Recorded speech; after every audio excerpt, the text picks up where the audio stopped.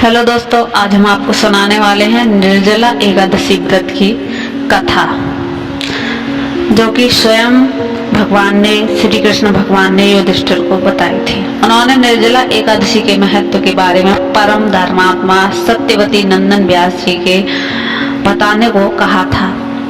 तब व्यास जी कहने लगे कि हर किसी को एकादशी का व्रत रखना चाहिए। इसके साथ ही एकादशी के दोनों पक्षों में भोजन नहीं करना चाहिए। इसके बाद द्वादशी को स्नान पूजा करने के बाद ही भोजन ग्रहण करना चाहिए।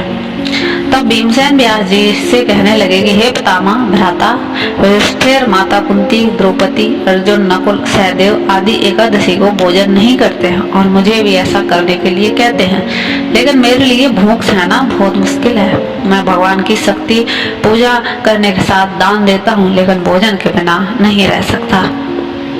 इस पर व्यास जी कहते हैं कि भीमसेन, यदि तुम नरक को बुरा और स्वर्ग को अच्छा समझते हो तो प्रति मास दोनों एकादशियों के दोनों पक्षों में तुम अन्न मत खाया करो। भीमसेन कहने लगे कि हे पितामह, मैं तो पहले ही कह चुका हूँ कि मुझसे भूख सहन नहीं होती। अगर साल भर में कोई एक ऐसा व्रत पड़ता है जो मैं रख सकता हूँ, क्योंकि मेरे पेट में ब्रक नाम वाली अग्नि है, इसलिए मैं भोजन के लिए बिना रह ही नहीं सकता। भोजन करने से वह शांत रहती है, इसलिए पूरा उपवास तो क्या एक समय भी बिना भोजन किए रहना बहुत कठिन है। अतः आप मुझे कोई ऐसा व्रत बताइए जो साल में केवल एक ही बार करना पड़े और मुझे स्वर्ग की प्राप्ति भी हो जाए, इसके साथ ही जीवन का कल्याण भी हो जाए। इस बात पर श्री व्यास जी कहने लगे कि हे पुत्रों, बड़े बड़े ऋषियों ने बहुत शास्त्र आदि बनाए हैं, जिससे बिना धन के थोड़े परिश्रम से ही स्वर्ग की प्राप्ति होती है। इसी प्रकार शास्त्रों में दोनों पक्षों की एकादशी का व्रत मुक्ति के लिए रखा जाता है। व्यास जी के वचन सुनकर भीमसेन नरक में जाने के नाम से भयभीत हो गए और कांप कर कहने लगे कि अब क्या करूं? मास में 2 व्रत तो मैं कर नहीं सकता। हाँ, वर्ष में 1 व्रत करने का प्रयत्न अवश्य कर सकता हूँ। अतः वर्ष में 1 दिन व्रत करने से यदि मेरी मुक्ति हो जाए तो ऐसा कोई व्रत बताइए। यह सुनकर व्यास जी कहने लगे कि वृषभ और मिथुन की संक्रांति के बीच जेठ माह के शुक्ल पक्ष की जो एकादशी आती है ना, उसका नाम है निर्जला। तुम उस एकादशी का व्रत करो। इस एकादशी के व्रत में स्नान और आचमन के सिवा जल वर्जित है। आचमन में 6 मास से अधिक जल नहीं होना चाहिए, अन्यथा वह मद्यपान के सदृश हो जाता है। इस दिन भोजन नहीं करना चाहिए, क्योंकि भोजन करने से व्रत नष्ट हो जाता है। यदि एकादशी को सूर्योदय से लेकर द्वादशी के सूर्योदय तक जल तक ग्रहण न करें तो सारी एकादशियों के व्रत का फल प्राप्त हो जाता है। द्वादशी को सूर्योदय से पहले उठकर स्नान आदि करके ब्राह्मणों को दान करें।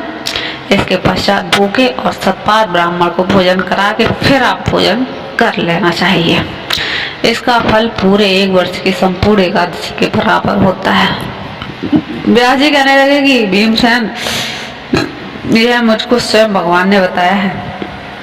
इस एकादशी का पुण्य समस्त तीर्थों और दानों से अधिक है। केवल 1 दिन मनुष्य निर्जला रहने से पापों से मुक्त हो जाता है। जो मनुष्य निर्जला एकादशी का व्रत करते हैं, उनकी मृत्यु के समय यमदूत आकर नहीं गिरते, बल्कि भगवान के पार्षद उसे पुष्पक विमान में बिठाकर स्वर्ग को ले जाते हैं। अतः संसार में सबसे श्रेष्ठ निर्जला एकादशी का व्रत है, इसलिए यत्न के साथ इस व्रत को करना चाहिए। उस दिन ओम नमो भगवते वासुदेव मंत्र का उच्चारण करना चाहिए और गौदान करना चाहिए।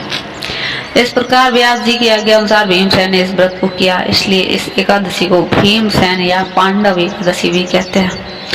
निर्जला व्रत करने से पूर्व भगवान से प्रार्थना करते हैं कि भगवान, आज मैं निर्जला व्रत करता हूँ, दूसरे दिन भोजन करूंगा, मैं इस व्रत को श्रद्धा पूर्वक करूंगा, अतः आपकी कृपा से मेरे सब पाप नष्ट हो जाए। इस दिन जल से भरा हुआ 1 घड़ा वस्त्र से ढककर स्वर्ण सहित दान करना चाहिए। जो मनुष्य इस व्रत को करते हैं उनको करोड़ पल सोने के दान का फल मिलता है। जो इस दिन यज्ञ आदि करते हैं उनका फल तो वर्णन ही नहीं किया जा सकता। इस एकादशी के व्रत में मनुष्य विष्णु लोक को प्राप्त होता है। जो मनुष्य इस दिन अन्न खाते हैं वो चांडाल के समान होते हैं, वे अतः नरक में जाते हैं।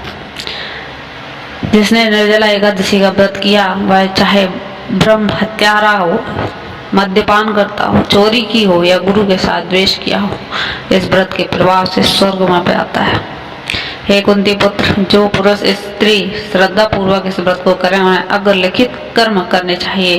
प्रथम भगवान का पूजन, फिर गौदान, ब्राह्मणों को मिष्ठान व दक्षिणा देनी चाहिए और जल भरे कलश का दान अवश्य करना चाहिए। निर्जला के दिन अन्न, वस्त्र, उपहान आदि का दान भी करना चाहिए। जो मनुष्य भक्ति पूर्वक इस कथा को पढ़ते या सुनते हैं उन्हें निश्चय ही स्वर्ग की प्राप्ति होती है।